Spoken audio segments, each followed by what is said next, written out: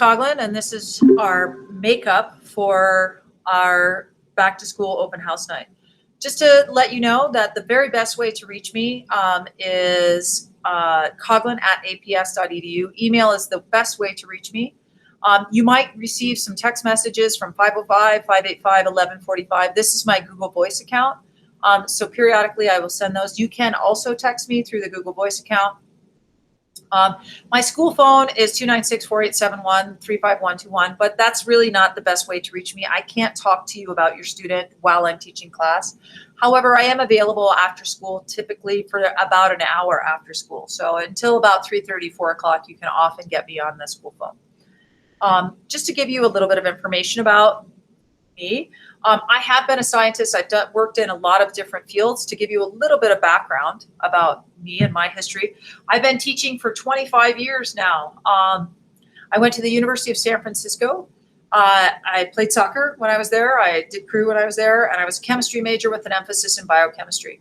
In the 25 years that I've been teaching, I have had lots of other additional research experiences. You can see right here, I'm working at the synchrotron, doing X-ray crystallography. I'm doing X-ray fluorescence right here, and we're talking about that as evidence for cosmology. I've done STEM policy work, both at the national and the state level.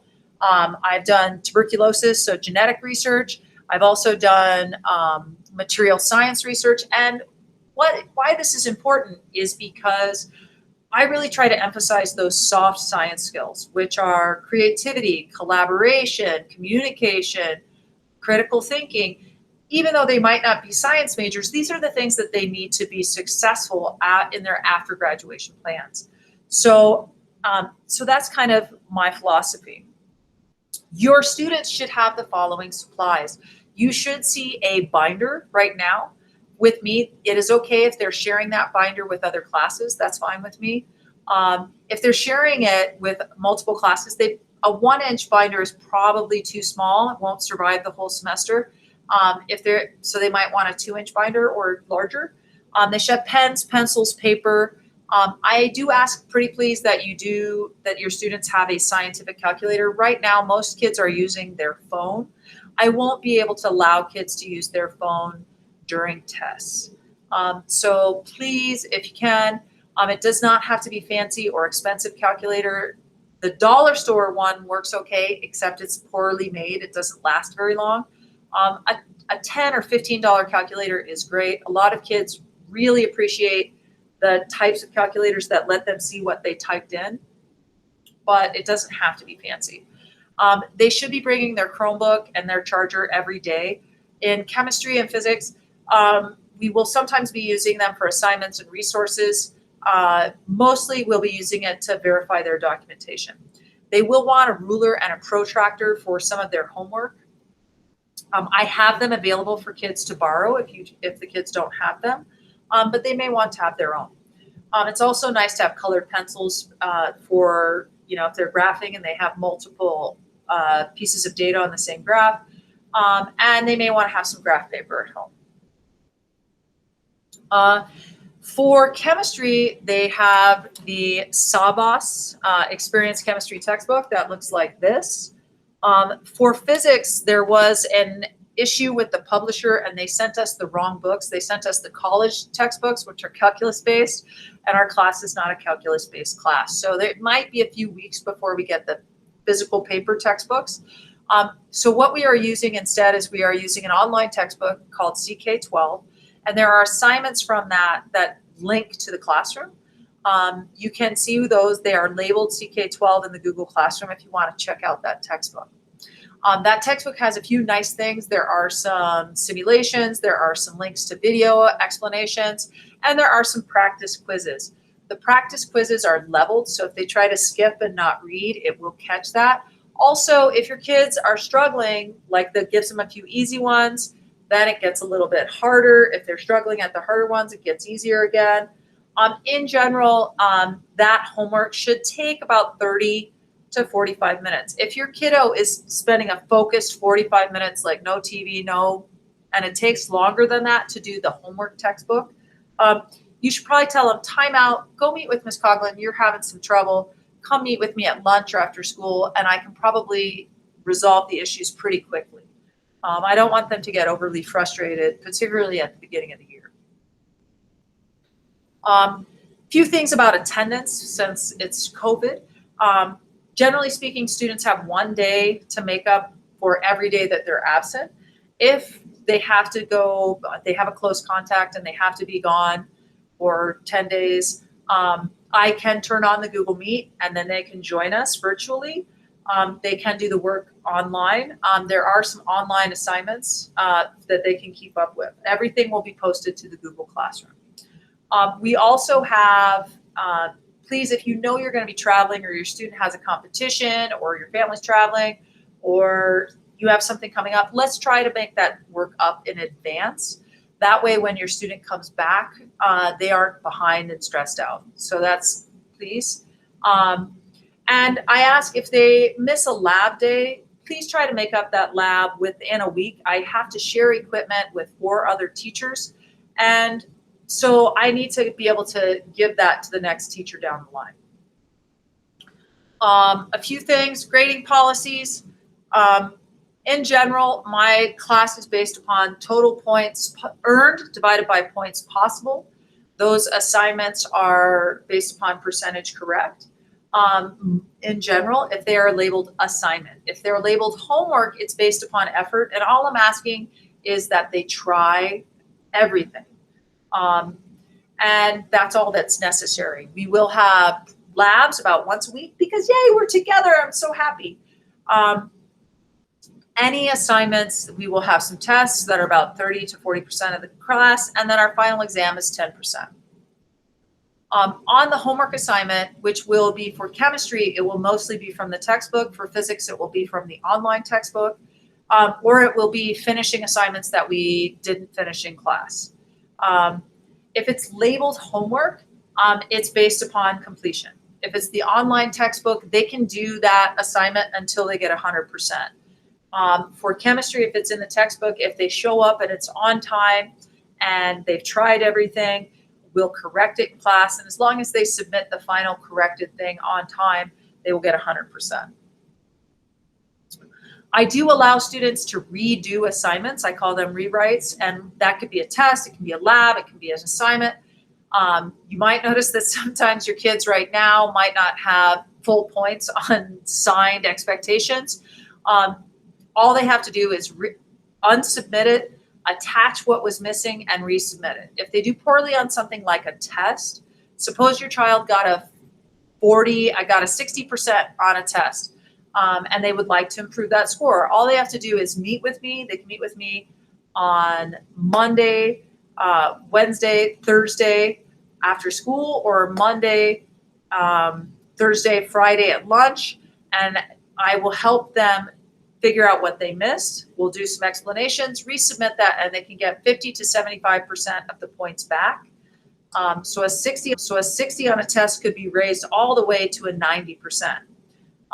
So they can redo assignments. And I really strongly encourage you to do that because chemistry builds one idea upon another. So it's really helpful to go back and reflect upon what misunderstandings you had and do that pretty quickly after an assignment.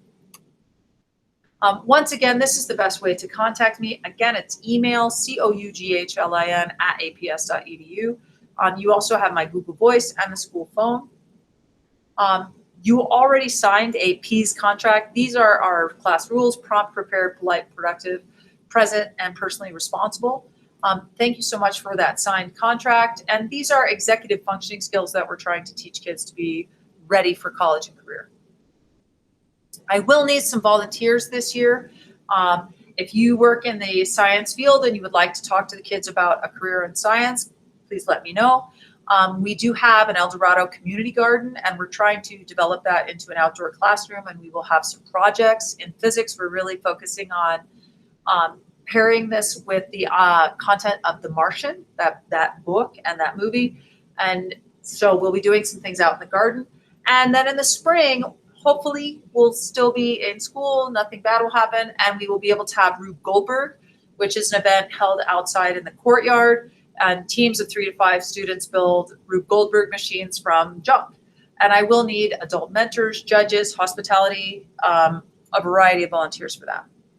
I would like to show you a couple of things about the Google Classroom really quickly and I would ask that you please, especially in the first 6 weeks, sit down with your kiddo once a week and go through their Google Classrooms. So if we look at the Google Classroom, in general, if we look, this is a chemistry classroom, but it doesn't matter that they're structured similarly. The first page, the stream right here, the stream is announcements. And so I will post opportunities, extra credit, interesting videos, college and career fair, things like that. What you're most interested in is the classwork tab. And if you click on the classwork tab, where my button says create, your students button will say view my work. If you click that, that will list all of the assignments that have been given to your student. And what you want to look for is, is it completed? What was their grade? If they got a low grade, that might be something that they would rewrite. And you want to look beyond turned in. Turned in does not mean anything if your student did not attach the associated work. And we're asking, please, that your student should have anything, papers that we do in class. I'd like your students to take a picture with their Chromebook, and there's a tutorial for how to do that, or using a cell phone, and post it to the classroom. So every assignment that when you click on this view my work should have an associated document or picture with it. If it doesn't and your kid clicked turned in, then it actually is not turned in and your student will get a 0 on that assignment. Right now I'm being pretty friendly about zeros. I'm not having them count against the grades yet. But if you see blanks on past assignments, those are zeros and those will go in as zeros this coming weekend. A few other things I'd like to point out. If we look at their classwork again, a few things that I would like to point out. First is, if you go into the resources, the students will have a table of contents. And your student notebook should have a table of contents that we are updating every single time we do something. And you should see the notebook get thicker and thicker and thicker. And likewise, you should see that class assignments, you should see attached documents in that as well. So if we look at this table of contents, you can see if your kid is like, oh my gosh, what am I supposed to have in my notebook? If we look at this tab, you can see this is what should be in the chemistry notebook, the course expectations, the peace contract, the safety contracts I have collected actually. I will give you, if you would like a copy of the safety contract, I'm more than happy to supply a copy, but the kids have a digital copy on their classroom. There's a safety in the lab packet, and we also have some other assignments. The physics right now is, because we are doing that garden scale project, not as many assignments, but this is what should be in the physics. And you can continually, you can check in the table of contents on their classroom what they should be in their notebook. Also in the classroom, if we go back to the classroom, the way I have it structured is there are things at the top that we use all the time or maybe that day. And then we have resources, which are helpful tools for students. There are expectations and procedures. So that's, again, our syllabus, our rules, some tool like the safety contract, things like that. And then we start going by week by week. So that is how we're going to structure the classroom. If we look at a physics classroom,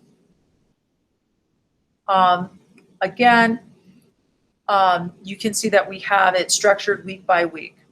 And this is that online textbook assignment. For the notes, anytime that the students take notes, I will provide a resource. It's optional. I'm not going to make them do this, but I will provide an outline so that as they read, they can fill in some notes. So if your student is interested in that, if they'd like a paper copy, I can give them a paper copy, or they can do it online, or they can take it on their own notes. Again, it's not required. It's recommended, but it's not required. And let's see what else we have.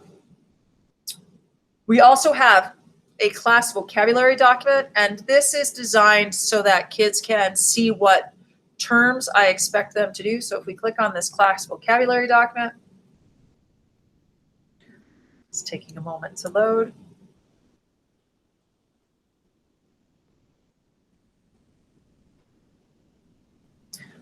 You can see what terms the students should have, and then they can help define them as a team. And then if there's useful links, things like that. And I will encourage kids to use this as we do more readings. And I will show them how to use that as a database so that it's searchable.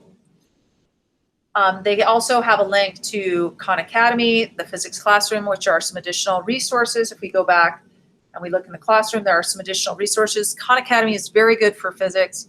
The Khan Academy for chemistry is okay. It's not fantastic, but it's all right. And then there will be some tips on how to use different features of your Chromebook or of the Google Classroom right here in the resources. And just a quick reminder for grades, if you're wondering why the Google Classroom is often better to check than Parent View, Parent View is always going to be about a week behind. So if your kiddo, if you're like, what are you doing in school? And they're like, oh, nothing. You should check the classroom first and then Parent View.